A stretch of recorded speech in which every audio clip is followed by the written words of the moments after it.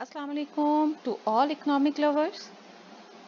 अच्छा जी, आज का जो सेशन है उसको करने का बेसिकली मकसद ये है कि बहुत सारे स्टूडेंट्स जो हैं वो मुझे कह रहे थे कि आप हमारी रिसर्च में हेल्प करें। ठीक है, हमें रिसर्च के टॉपिक सेलेक्ट करने में आपकी हेल्प चाहिए या फिर हमें रिसर्च अपनी कंडक्ट करने में पूरे प्रोसेस में हमें हेल्प चाहिए। तो मुझे लगा कि वीडियो जो है बनाना बहुत ज़्यादा ज़रूरी है, क्योंकि जो स्टूडेंट्स हैं जो कि बेसिकली रिसर्च अभी स्टार्ट कर रहे हैं, जो मास्टर्स लेवल पे या बैचलर्स लेवल में फर्स्ट टाइम पे रिसर्च कर रहे होते हैं अपने थीसिस पे, या उनको कोई टर्म पेपर लिखने को दे दिया जाता है या फिर उनको कोई रिसर्च पेपर लिखने को दे दिया जाता है। ठीक है, जो अपनी रिसर्च के प्रोसेस में अभी बिल्कुल न्यू है। ठीक है, तो उनके लिए बहुत ज़्यादा ज़रूरी है कि उन्हें सबसे पहले आइडिया हो कि रिसर्च का प्रोसेस स्टार्ट कैसे करते हैं। ठीक है, क्योंकि हमारे स्टूडेंट्स जो हैं उनको बेसिकली ये आइडिया ही नहीं होता कि रिसर्च का प्रोसेस स्टार्ट कैसे करना है, अपनी थिंकिंग प्रोसेस को, ब्रेनस्टॉर्मिंग जो करनी है हमने, वो किस तरीके से स्टार्ट करनी है, यानी किन किन चीज़ों को कंसीडर करना है जब आप टॉपिक सेलेक्ट कर रहे हैं उस टाइम पे। ठीक है, क्योंकि जो स्टूडेंट्स जो है थर्ड सेमेस्टर या फोर्थ सेमेस्टर, थर्ड सेमेस्टर के एंड में होते हैं या फोर्थ सेमेस्टर स्टार्ट कर रहे होते हैं, जिनका फाइनल सेमेस्टर होता है, ठीक है, उनको स्टार्टिंग में ही कह दिया जाता है कि आप अपना इतने दिन के अंदर साइनॉप्सिस या फिर अपना टॉपिक जो है वो सबमिट करवाएं। ठीक है, अब स्टूडेंट्स के लिए ये बहुत जो है डिफिकल्ट चीज़ होती है कि फर्स्ट ऑफ ऑल क्या आप अपना जो टॉपिक है वो डिसाइड करें, क्योंकि आपने उसके ऊपर रिसर्च करनी है। तो टॉपिक डिसाइड करना बेसिकली सबसे ज़्यादा उनके लिए डिफिकल्ट हो रहा होता है। एरिया नहीं डिसाइड हो पा रहा होता कि हमारा किस एरिया में इंटरेस्ट है। स्टूडेंट जो है अपने सुपरवाइजर्स के पास या जो उनके इंस्ट्रक्टर्स होते हैं उनके पास रिपीटेडली टाइम विजिट कर रहे होते हैं और पूछ रहे होते हैं कि जी हम क्या टॉपिक, किस टॉपिक पे काम करें, आप हमें बताएं। और जो सुपरवाइजर्स हैं या फिर जो इंस्ट्रक्टर्स हैं वो आगे से उनको ये रिस्पॉन्स दे रहे होते हैं कि टॉपिक तो आपने खुद डिसाइड करना है, सो आप टॉपिक लेके आएं, उसके बाद हम उसको डिसाइड करेंगे। ठीक है, सो इस तरह की बहुत सारी मुश्किलात जो हैं वो स्टूडेंट्स फेस करते हैं जो बैचलर्स लेवल पे या मास्टर्स लेवल पे। मैं खुद भी जब स्टूडेंट थी, ठीक है, तो मैंने भी इस तरह की बहुत सारी डिफिकल्टीज जो है फेस की हैं। टॉपिक डिसाइड करना जो है स्टूडेंट के लिए जो एक बिल्कुल इनिशियल लेवल से स्टार्ट हो रहा होता है, जिसने कभी जिंदगी में रिसर्च नहीं की हुई होती, उसके लिए बहुत ज़्यादा एक मुश्किल काम हो रहा होता है। ठीक है, सो ये वीडियो बनाने का ये मकसद है कि काफ़ी हद तक ये वीडियो जो है आप लोगों के लिए हेल्पफुल होगी टॉपिक डिसाइड करने में, या फिर इस प्रोसेस को किस तरीके से आपने मेंटेन करना है, इस प्रोसेस को किस तरीके से आपने अरेंज करना है कि आप किस तरीके से अपनी जो टॉपिक है उसको डिसाइड करेंगे, अपने एरिया को किस तरह से जान सकेंगे। ठीक है, तो आपके लिए कुछ हद तक ये हेल्पफुल होगा। सो वीडियो को एंड तक सुनिएगा ताकि आपके मैक्सिमम इससे जो आउटकम है वो आपको मिल सके। स्टार्ट करते हैं। सबसे मेन जो हमारा इशू होता है वो टॉपिक की डिसीजन होता है। ठीक है, टॉपिक ही डिसाइड नहीं हो रहा होता, हमें पता ही नहीं होता कि हम किस एरिया के ऊपर काम करना चाहते हैं। ठीक है, मोस्ट इंपॉर्टेंट थिंग क्या है कि जब आपका टॉपिक आपको पता चल गया, ठीक है, फिर तो आप उस पर लिटरेचर भी लिख लेंगे, फिर आप उस पर मेथोडोलॉजीज भी देख लेंगे डिफरेंट, फिर लिटरेचर में बहुत सारी चीज़ें अवेलेबल होती हैं। ठीक है, फिर उनको जो अरेंज करना है वो क्वाइट ईजी हो जाता है एज कम्पेयर टू जो टॉपिक डिसाइड करना है उससे। ठीक है, सो सबसे पहला काम क्या है कि अपना एरिया एक्सप्लोर करें।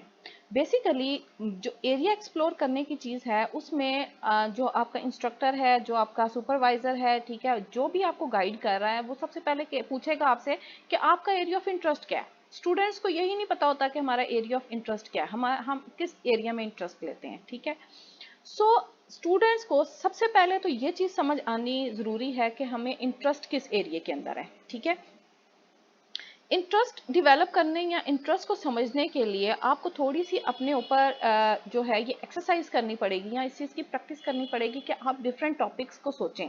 ठीक है, अगर आपको फॉर एग्जांपल पॉलिटिक्स में इंटरेस्ट है, ठीक है, तो आप पॉलिटिक्स से रिलेटेड टॉपिक्स को कवर करें या पॉलिटिक्स से रिलेटेड चीज़ों को देखें, क्योंकि आपका इंटरेस्ट है, आपको उसमें बैकग्राउंड का भी आइडिया होगा थोड़ा सा।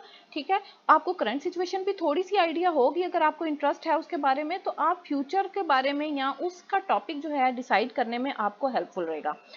अगर आपको फॉर एग्जांपल सोशल इश्यूज में इंटरेस्ट है, ठीक है, फॉर एग्जांपल आप सोचते हैं कि पावर्टी क्यों है इकोनॉमी में बहुत ज़्यादा, इन्फ्लेशन क्यों आ रही है इकोनॉमी में बहुत ज़्यादा, एजुकेशन का हमारा लेवल जो है बहुत लो है इकोनॉमी के अंदर, ऐसा क्यों है, हेल्थ लोगों की बेहतर नहीं हो रही, हेल्थ के लिए कौन कौन सी, ठीक है, तो ये सारे सोशल टॉपिक्स हैं या इकोनॉमिक टॉपिक्स हैं बेसिकली। ठीक है, अगर आपका इंटरेस्ट इस साइड पे है, ठीक है। यानी आप कोई किसी ऐसे वेरिएबल को इजीली डिफेंड, जब आप किसी गैदरिंग में बैठते हैं तो किसी ऐसे टॉपिक को आप इजीली डिफेंड कर पाते हैं जो कि सोशल नेचर का हो, ठीक है। यानी उसके से रिलेटेड आपके आर्गुमेंट्स जो हैं वो स्ट्रांग है, ठीक है। तो आप सोशल की तरफ जाएं, ठीक। आप उस टॉपिक को बेसिकली कंसीडर करें जो जिसके आर्गुमेंट्स आपके पास स्ट्रांग हो, जिसको आप इजीली डिफेंड कर सकें, क्योंकि अल्टीमेटली जिस दिन आपने अपनी रिसर्च कंप्लीट करनी है तो आपने अपने टॉपिक को दूसरों के सामने डिफेंड करना होता है, ठीक है। सो आपको ये बहुत ज़्यादा ज़रूरी है कि आप उस तरीके का टॉपिक जो है सिलेक्ट करें जिसको आप इजीली डिफेंड कर सकते हैं, जिसके आर्गुमेंट्स आप स्ट्रांग दे सकते हैं, ठीक है।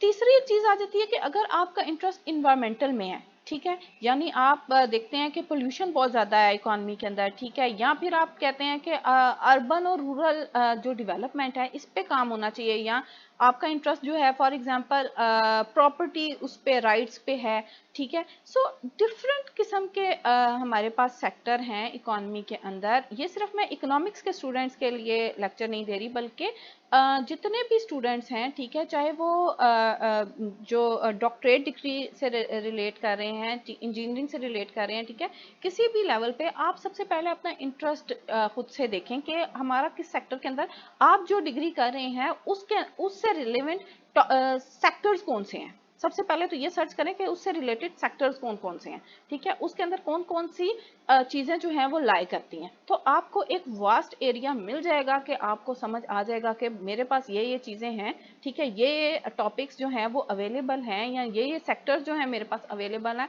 अब उन सेक्टर्स में से आप अपना इंटरेस्ट का टॉपिक निकालेंगे, ठीक है, आप अपने इंटरेस्ट का सेक्टर चूज करेंगे बेसिकली कि सेक्टर कौन सा मेरे लिए ज़्यादा इंटरेस्टिंग है, या मैं किस सेक्टर को ईजिली डिफेंड कर सकता हूँ, ठीक है। तो सो टॉपिक डिसाइड करना जो है सबसे डिफिकल्ट टास्क होता है किसी भी रिसर्च को स्टार्ट करने के लिए, ठीक है, क्योंकि उसी टॉपिक को आपने फ्यूचर में लेके चलना होता है। अच्छा, अब जब आपने अपना एरिया डिसाइड कर लिया, ठीक है, आप अगर आपसे फॉर एग्जांपल इस तरीके से भी अपना एरिया डिसाइड नहीं हो पा रहा, ठीक, तो आप फिर क्या करें। फिर आपका दूसरा प्रोसेस ये है कि या तो जो आपका इंस्ट्रक्टर है, ठीक है, क्योंकि अल्टीमेटली आपने रिसर्च तो करनी ही है, आपको डिग्री रिसर्च की बेस पे ही मिलेगी, ठीक है। सो आप जो आपका रिसर्चर है, ठीक है, आप उसकी प्रोफाइल खोल के देखें कि उसने किस एरिया के ऊपर काम किया हुआ है, उसका इंटरेस्ट की, क्योंकि अल्टीमेटली काम तो उसी ने करवाना है आपको, ठीक है। सो अगर आप उससे रेलिवेंट भी, क्योंकि आपको अपना तो कुछ भी मिल नहीं रहा, आप अपना इंटरेस्ट तो ढूंढने में बिल्कुल ही जो है नाकाम हो चुके हैं, तो आप उसका इंटरेस्ट देख लें कि उसका किस एरिया में इंटरेस्ट है, आप उसमें से कोई टॉपिक जो है वो सिलेक्ट कर लें ताकि आपका काम जो है वो आसान हो जाए। अगर आपको उसके बाद भी कोई इस तरह का टॉपिक, उससे भी रेलिवेंट टॉपिक नहीं समझ आ रहा, ठीक है, तो फिर कंसल्ट करें न्यूज़पेपर को, या फिर आप न्यूज़ सुनने की कोशिश करें। कम से कम कंसेक्टिव 15 डेज जो हैं आप न्यूज़ सुने, जिसमें जो एक बुलेटिन आता है, ठीक है, बुलेटिन में हर जो आपका होल इकोनॉमी है उससे रेलेवेंट न्यूज़ जो हैं वो आती हैं, ठीक है, चाहे वो मौसम से रिलेटेड हो, चाहे वो जो इंटरनेशनल इकोनॉमिक इश्यूज हैं उनसे रिलेटेड हो, चाहे वो डोमेस्टिक इश्यूज हैं उनसे रिलेटेड है, पॉलिटिकल इश्यूज हैं उनसे रिलेटेड है, तो उसमें से आपको कुछ टॉपिक मिल सकता है, ठीक है। एक तरीका टॉपिक को सिलेक्ट करने का ये भी है कि आप इस तरीके से करंट अफेयर के थ्रू अपना जो टॉपिक है वो भी डिसाइड कर सकते हैं, ठीक है। मैगजीन्स थोड़े पढ़ने की कोशिश कीजिए, क्योंकि रिसर्च आप डिग्री का एक बहुत ज़्यादा एसेंशियल हिस्सा होता है जो आपने पूरा करना होता है, जिसकी बेस के ऊपर आपको डिग्री मिलनी होती है, ठीक है। और आप फ्यूचर में भी जैसे जैसे अपनी जो एजुकेशन कंप्लीट करते जाते हैं तो आपको रिसर्च का सामना जो है वो करना पड़ता ही है, आपको हर फील्ड में रिसर्च जो है वो करनी पड़ती है, ठीक है। रिसर्च के बगैर बेसिकली आप जो है आपका फ्यूचर आगे नहीं जा सकता। जब आपने देख लिया, मतलब आपको अपना एरिया जो है वो डिफाइन हो गया, ठीक। एरिया डिफाइन जब कर लिया, फॉर एग्जांपल हमने चूज कर लिया कि हमारा जो एरिया है वो बैंकिंग सेक्टर है या फाइनेंशियल सेक्टर है, या फिर हमने सोच लिया कि हमारा एरिया जो है वो सोशल सेक्टर है, ठीक है। सो अब उससे रिलेटेड देखें सोशल में टॉपिक्स कौन कौन से आते हैं, ठीक है। सोशल में पावर्टी भी आएगा, सोशल में हेल्थ भी आ जाएगा, सोशल में एजुकेशन भी आ जाएगा, सोशल में और इश्यूज भी, फैसिलिटीज पे आ जाएगा, ठीक है, रिफॉर्म्स पे आ जाएगी बात, ठीक है, जस्टिस पे आ जाती है बात, क्राइम रेट बहुत बढ़ रहा है इकोनॉमी के अंदर, ठीक है। इश्यूज को बेसिकली देखें कि हमारी इकोनॉमी में इश्यूज क्या है, ठीक है। आजकल फिर दोबारा से इकोनॉमी के हमारी कंट्री के अंदर लोड शेडिंग दोबारा, तो इलेक्ट्रिसिटी शॉर्टफॉल है कंट्री के अंदर, ठीक है। सो इस तरीके पानी नहीं आ रहा घरों में, ठीक है। सो वाटर इशू है, ठीक है। फिर उसके बाद सिलाइन वाटर जो आ रहा है, ठीक है, या फिर जो खारा पानी हमें मिलता है, ठीक है। सो इस तरह के इश्यूज हैं। अब उस पानी से डिजीजेस क्या जनरेट हो रही हैं, इस तरह के जो सोशल इश्यूज हैं उनको बेसिकली कैप्चर करने की कोशिश करें। अब तीसरी चीज ये होती है कि आपने पूरी इकोनॉमी को चूज नहीं कर लेना होता, ठीक है। फॉर एग्जांपल आप रेलवे पे बात करना चाहते हैं, ठीक है। सो आप पूरा ओवरऑल एक रेलवे सेक्टर को कवर नहीं कर सकते अपनी एक डिग्री में या एक पेपर के अंदर, ठीक है। सो प्लीज स्पेसिफिक करें कि आप किस बात के ऊपर आना चाह रहे हैं। अगर आप रेलवे के रिफॉर्म्स पे आ रहे हैं तो सिर्फ रिफॉर्म्स की हद तक अपने आप को महदूद कर लीजिए, ठीक है।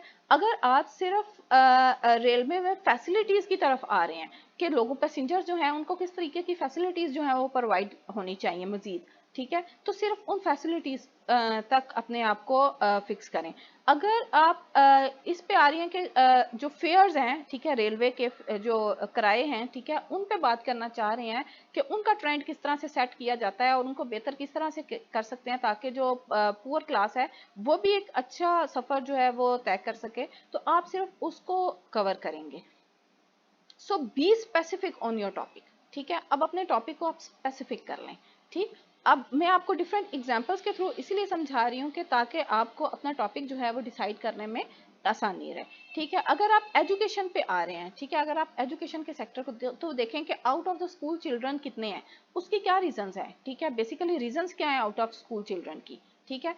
क्या ऐसी पॉलिसीज आप ला सकते हैं जिनकी वजह से जो स्कूल अटेंडेंस रेट है वो इंक्रीज हो सकता है, ठीक है। अगर आप हेल्थ पे आ रहे हैं, ठीक है, तो डिफरेंट जो डिजीजेस आती हैं, कोविड पे बात हो सकती है, ठीक है। डिफरेंट जो और डिजीजेस हैं, डेंगू है, ठीक है, जो हमारी सोशल इवन जो डायरिया है, ठीक है, तो इनकी वजह से हमारी जो लेबर फोर्स है उसकी हेल्थ के ऊपर, उसकी जो वर्किंग आवर्स हैं या उसकी जो परफॉर्मेंस है उसके ऊपर क्या इम्पैक्ट आता है, ठीक है। सो डिफरेंट तरह के आप जो टॉपिक्स हैं वो सिलेक्ट कर सकते हैं। अगर आपका एक हेड जो है वो आपने एक सेक्टर डिसाइड कर लिया तो आप डिफरेंट टॉपिक आपको सिलेक्ट करना जो है वो आसान हो जाता है, ठीक है। सो पूरे सेक्टर को डिसाइड करना, अगर आप ग्रोथ की, ओवरऑल ग्रोथ की, जीडीपी की बात कर रहे हैं, ठीक है, ओवरऑल जीडीपी, तो ओवरऑल जीडीपी में तो बहुत सारी चीजें हैं, ठीक है। सो ओवरऑल आप इकोनॉमी को कैप्चर नहीं कर सकते, उस पर डिफरेंट तरह की क्वेश्चनिंग आ जाती है क्योंकि उसमें डिफरेंट तरह के फैक्टर्स जो हैं वो इन्वॉल्व होते हैं किसी भी एक सेक्टर को डिफाइन करने में।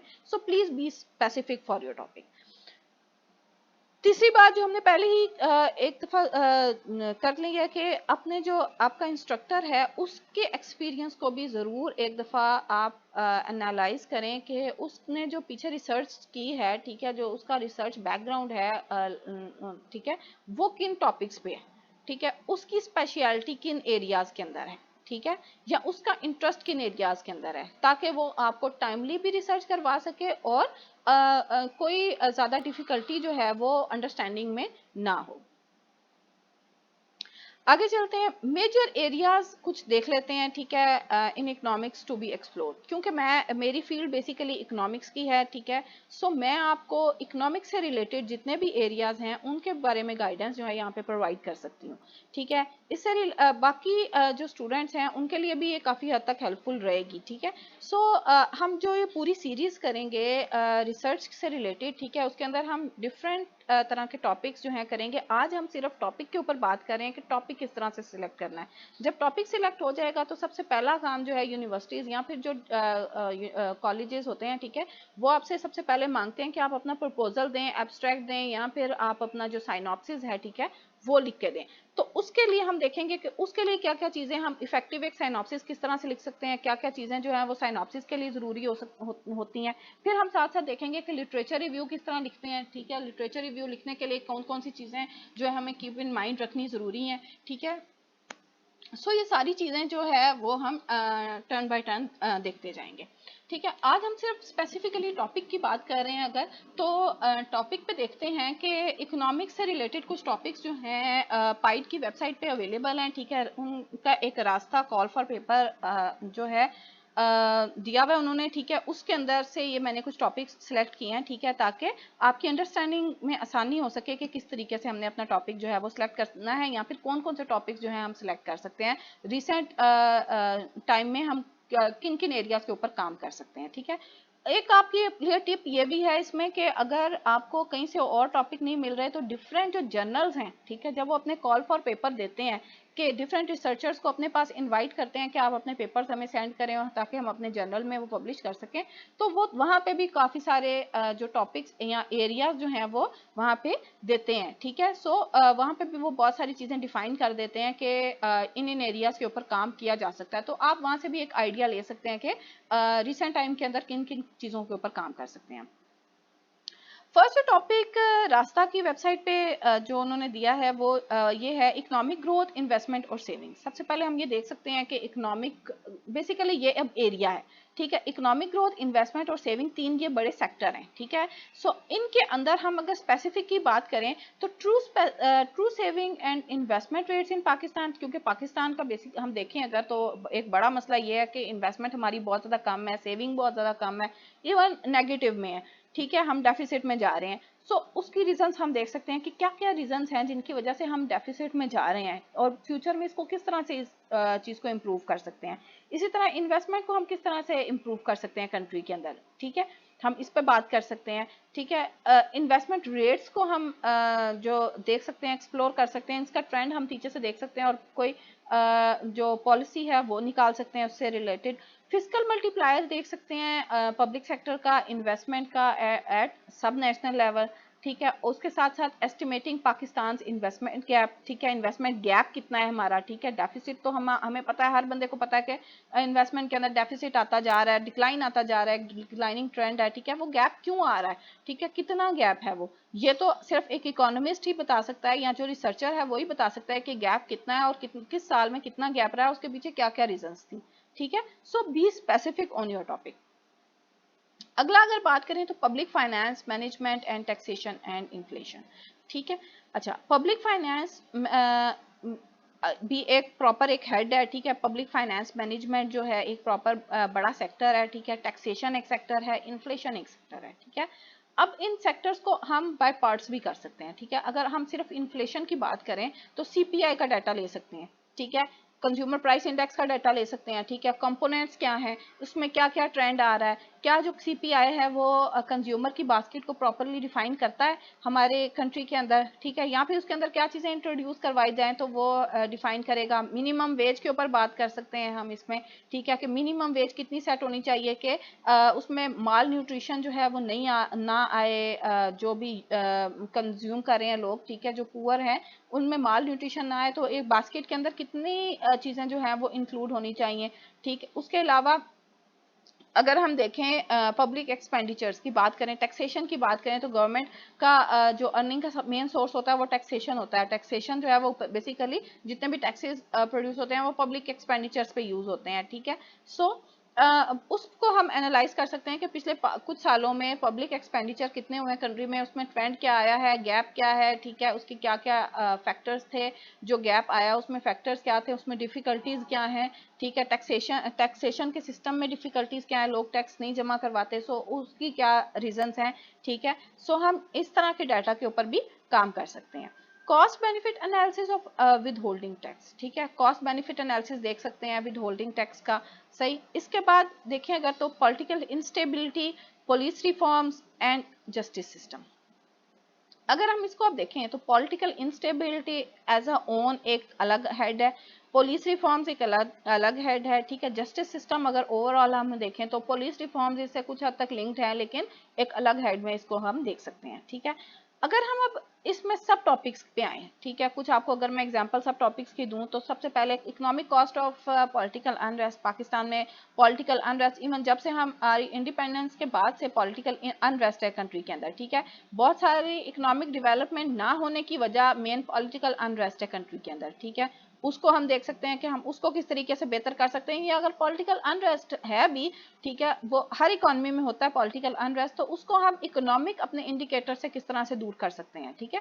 इसके साथ साथ influence of justice system on business and investment, ठीक है। जस्टिस सिस्टम कितना है बिजनेस और इन्वेस्टमेंट में।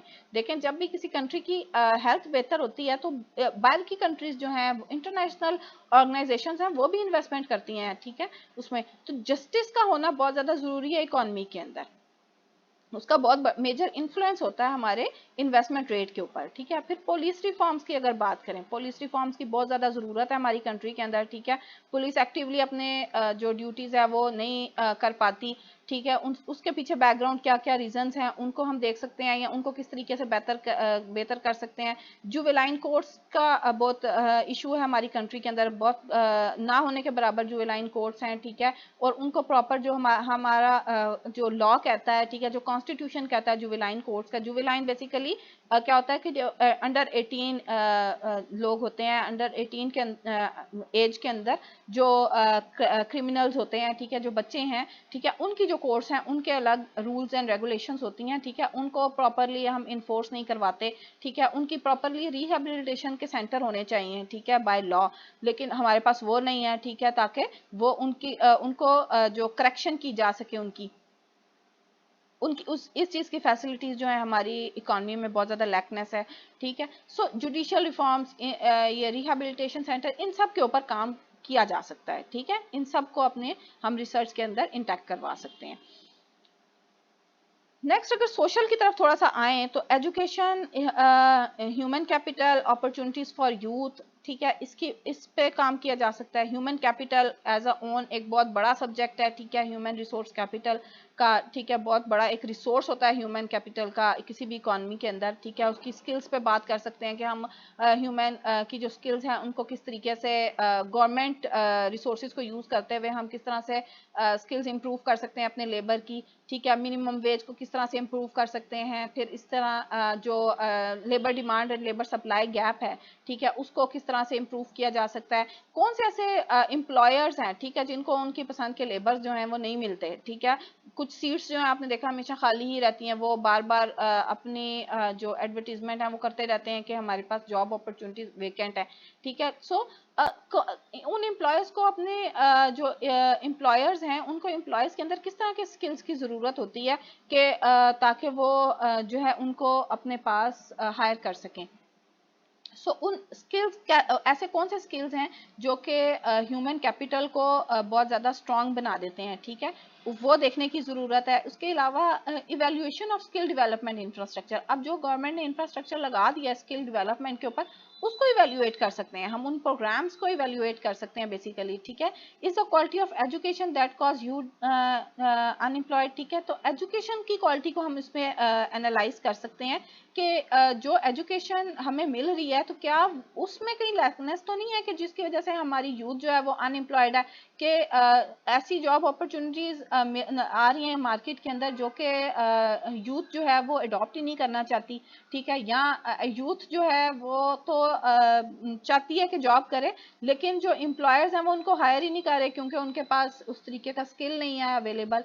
तो हमें एजुकेशन के अंदर अपने किस तरह के रिफॉर्म्स जो हैं वो लाने की ज़रूरत है। सो इन चीज़ों के ऊपर काम किया जा सकता है। अर्बन डेवलपमेंट एंड इंडस्ट्री, ठीक है, अर्बन डेवलपमेंट पे काम किया जा सकता है। अर्बन डेवलपमेंट एक न्यू इमर्जिंग सब्जेक्ट है हमारी इकॉनमी में, ठीक है। हमने पहले से ज़्यादा पास्ट में अर्बन डेवलपमेंट के ऊपर काम नहीं हुआ हुआ, ठीक है। इंडस्ट्री को बेहतर करने के लिए क्या कर सकते हैं हम, ठीक है। एक्सपेंशन इन सिटीज़ को एक्सपैंड जो किया जा रहा है, तो सिटीज़ के अंदर किस किस तरह की फैसिलिटीज़ प्रोवाइड की जानी चाहिए, ठीक है, ताकि सिटीज़ मॉडर्न सिटीज़ में चेंज हो सकें। यहाँ जिस तरह के कंजेशन और एयर पोल्यूशन के मसले हैं हमारे बिग सिटीज़ के अंदर, कराची हो गया, लाहौर हो गया, ठीक है, मुल्तान, इस तरह के एरिया जहाँ इंडस्ट्री जहाँ पे है, ठीक है, तो उनमें किस तरह की रिफॉर्म्स की ज़रूरत है कि वहाँ पे उनको बेहतर बनाया जा सकता है। ठीक है, किस तरह का इंफ्रास्ट्रक्चर वहाँ पे डेवलप किया जाए, अंडरपास किस तरह के बनाए जाए, रोड सिस्टम किस तरह का, रोड नेटवर्क जो है वो किस तरह का डेवलप होना चाहिए। ठीक है, ये सारी चीज़ों पे काम हो सकता है। एग्रीकल्चर स्टेबिलिटी पे काम हो सकता है। ठीक है, कि एग्रीकल्चर सेक्टर को किस तरह से सस्टेनेबल बनाया जा सकता है। ठीक है, उसमें किस तरह की खादों की ज़रूरत है, जो आपका फार्मर है उसको किस तरह से एम्पावर कर सकते हैं हम, ताकि वो अपनी मर्जी से अपने जो उसकी विल है उसको यूज़ करते हुए काश्तकारी करे। ठीक है, और अच्छी जो प्रोडक्ट है हमें वो मिल सके। ठीक, इसके साथ साथ असेसमेंट ऑफ हाउसिंग सोसाइटीज़ इन पाकिस्तान। आपने देखा होगा कि आजकल हाउसिंग सोसाइटीज़ बनाने का बहुत ज़्यादा ट्रेंड है पाकिस्तान के अंदर। ठीक है, जहाँ पे भी खाली जगह होती है वहाँ पे कुछ अरसे के बाद हम देखते हैं कि हाउसिंग सोसाइटीज़ जो हैं वो बनना स्टार्ट हो गई हैं। ठीक है, सो हाउसिंग सोसाइटीज़ को हम इवेल्युएट कर सकते हैं कि क्या जो हाउसिंग सोसाइटीज़ हैं, ठीक है, क्या वो लीगली बन रही हैं। ठीक है, उन्होंने कितनी हाउसिंग सोसाइटीज़ जो हैं ईयरली अपने एनओसीज जो हैं वो क्लियर करवाती हैं गवर्नमेंट से, या फिर वो जो जगह है वो क्या किसी और पर्पज़ के लिए, किसी पार्क के लिए, किसी हॉस्पिटल के लिए तो नहीं रखी गई थी पहले, जिसके ऊपर जो है हाउसिंग सोसाइटी बना दी गई है। ठीक है, सो इन चीज़ों को हम देख सकते हैं। उसके अलावा reforms in industrial policy, industry हमारी बहुत सारी ज़बून हाली का शिकार है जी। ठीक है, उसके बाद उसके रिफॉर्म्स को हम देख सकते हैं कि उसमें किस तरह के रिफॉर्म्स लाए जा सकते हैं ताकि इंडस्ट्री को डेवलप किया जा सके। केस स्टडी वैल्यूएशंस कर सकते हैं। ठीक है, हमारी जो कंट्री के अंदर जितने भी ऑन गोइंग प्रोजेक्ट्स हैं, एहसास, बिस्प, ठीक है, इस तरह के रिलेटेड जितने भी ज़कात उशर का जो एक वो है ट्रेंड है, ठीक है, उसको हम इवेल्युएट करवा सकते हैं। ठीक, देख सकते हैं कि इनमें क्या क्या बेटरमेंट आई है, इनका क्या इम्पैक्ट हुआ है, इन्होंने इन प्रोग्राम्स ने किन लोगों को कैप्चर किया, उन लोगों की लाइफ पे क्या इम्पैक्ट आया। ठीक है, उसके अलावा हम ये देख सकते हैं, अगर हम और थोड़ा स्पेसिफिक करें तो हम माइक्रो फाइनेंस को देख सकते हैं पाकिस्तान के अंदर, एसएमईज को देख सकते हैं। एसएमईज के ऊपर बहुत लिमिटेड काम है हमारी इकॉनमी में। ठीक है, जबकि हम कहते हैं कि बार बार कि एसएमईज जो है हमारी जो इकॉनमी का 50% एरिया जो आउटपुट है वो एसएमईज से आ रहा है। जीडीपी का 50% जो हिस्सा है वो एसएमईज दे रही हैं। ठीक है, स्मॉल और मीडियम एंटरप्राइजेज जितनी भी हैं, ठीक है, उनके ऊपर कोई डाटा अवेलेबल नहीं है। ठीक है, वो टैक्स नहीं पे करती, उनके बहुत अलग से इश्यूज हैं, उनके फाइनेंसिस के इश्यूज हैं। ठीक है, उनको इवेल्युएट कर सकते हैं हम। फिर रेलवे फाइनेंसिंग की हमने पहले बात की, सॉलिड वेस्ट मैनेजमेंट के ऊपर काम हो सकता है। ठीक है, ऑल तो सॉलिड वेस्ट मैनेजमेंट पे बहुत सारा काम अवेलेबल है क्योंकि ये पंजाब सिंध का बहुत बड़ा एक मसला है। ठीक है, सॉलिड वेस्ट मैनेजमेंट, लेकिन इस पे मजीद काम हो सकता है। मसला अभी तक हल तो नहीं हुआ ना, जब तक जो मसला हल नहीं होता उस पर मजीद काम करने की गुंजाइश होती है। पावर्टी फॉर एग्जाम्पल, अगर आप कहते हैं कि हम पावर्टी पे काम करना चाहते हैं, ठीक है, लेकिन आपको ये सुपरवाइजर कहता है कि पावर्टी पे तो बहुत ज़्यादा काम अवेलेबल है। ठीक है, लेकिन क्या पावर्टी खत्म हो गई है? नहीं, अभी खत्म हुई ना। तो इसका मतलब है कि उसमें अभी गुंजाइश है कि मजीद काम करने की उसमें ज़रूरत है। ठीक है, गवर्नमेंट जो पॉलिसीज़ लेके आती है, क्या वो पुअर्स के लिए पॉलिसी नहीं लेके आती? ठीक है, क्या ये कहा जाता है कि जो इतने भी जो पहले गवर्नमेंट्स थी उन्होंने पावर्टी पे काम कर लिया तो अब हम काम नहीं करेंगे? ठीक है, सो जैसे जब तक कोई भी मसला हल नहीं होता तो उसमें रिसर्च की गुंजाइश जो है वो मौजूद रहती है। सो इन चीज़ों को आप एक्सप्लोर करें, एक्सप्लोर करने से ही आपका जो टॉपिक है वो रिफाइंड होगा और मज़ीद निखर के सामने आएगा कि आप किस टॉपिक पे काम करना चाहते हैं। इलेक्ट्रिसिटी शॉर्टफॉल है, ठीक है, कंट्री के अंदर कितना डिस्ट्रीब्यूशन गैप है, कितना जनरेशन गैप है। ठीक है, किस तरह से इसको हम बेहतर कर सकते हैं, अपने जो नेचुरल रिसोर्सेज हैं उनसे हम किस तरह से इलेक्ट्रिसिटी बना सकते हैं। ठीक है, ताकि चीप रेट्स पे मिल सके, प्राइसेस को कम किया जा सके। सो बहुत सारी चीज़ें हैं, बहुत सारे क्वेश्चंस हैं जिनको जो अभी तक अनसॉल्व्ड है हमारी इकॉनमी में। ठीक है, सो उनसे रिलेटेड जो है वो काम करने की ज़रूरत है। नेक्स्ट जो लेक्चर्स होंगे उनके अंदर हम सारा जो जितनी भी रिसर्च के अंदर या जितना भी एक थीसिस के अंदर चीज़ें होती हैं, हम हर एक को वन बाय वन जो है वो कवर करेंगे कि रिसर्च क्वेश्चन जो हैं वो लिखने का फॉर्मेट क्या होता है, उनको कैसे लिखना चाहिए, अपनी लिटरेचर रिव्यू का फॉर्मेट क्या होना चाहिए, किस तरह से लिखना चाहिए, पैराग्राफिंग कैसे करनी चाहिए। ठीक है, एक पैराग्राफ के अंदर एक कंप्लीट पैराग्राफ जो होता है वो क्या होता है या उसकी क्या स्पेशलिटीज होती हैं, उसको किस तरीके से लिखना चाहिए। ठीक है, ये सारी चीज़ें हमें यूनिवर्सिटी लेवल के ऊपर नहीं सिखाई जाती, जो कि सीखने की बहुत ज़्यादा हमें ज़रूरत है। ठीक है, हमारे स्टूडेंट्स को बहुत ज़्यादा ज़रूरत है कि किस तरीके से लिखा जाए, प्रॉपर तरीके से राइटिंग स्किल जो है वो किस तरह से इन्हेंस करवाए जाएं स्टूडेंट्स के। अगर आपको आज का कंटेंट अच्छा लगा हो तो वीडियो को लाइक करें, दूसरों के साथ शेयर करें और चैनल को सब्सक्राइब करें। Happy learning.